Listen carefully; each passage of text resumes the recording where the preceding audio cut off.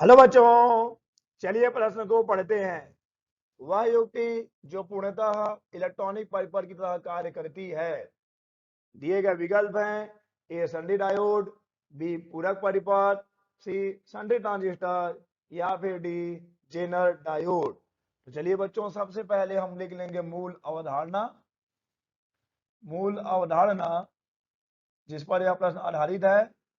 तो बच्चों, यह प्रश्न आधारित है अर्धचालक युक्तियों पर। अर्धचालक युक्तियां। चलिए, विकल्प में दिए गए सभी युक्तियों पर जरा ध्यान से नजर डालें और देखें कि इस प्रश्न का सही विकल्प क्या होगा। बच्चों, अगर हम बात करते हैं सन्डि डायोड की, तो सन्डि डायोड का उपयोग जो है हम डिष्टकरण में क्या करते हैं? डिष्टकरण। डिष्टकरण क्या होता है बच्चों?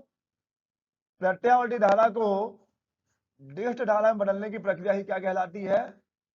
डिष्टकरण कहलाती है। और हम सन्डि डायोड को डिष्टकरण में डिष्टकारी की भांति उपयोग में लाते हैं।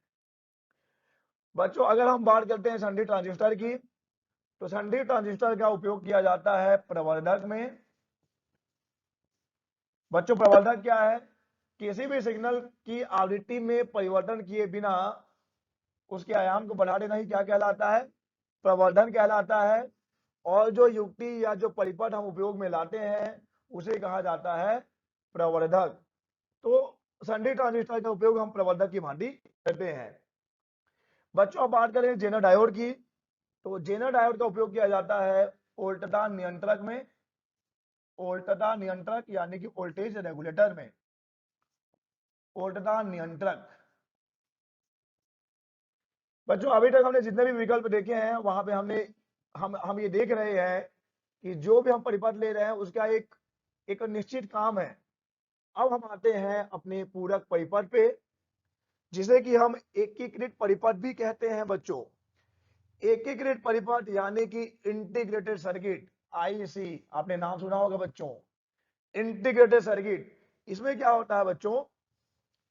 इस पूरक परिपथ या फिर इसे आप एकीकृत परिपथ कहिए या फिर इंटीग्रेटेड सर्किट कहिए।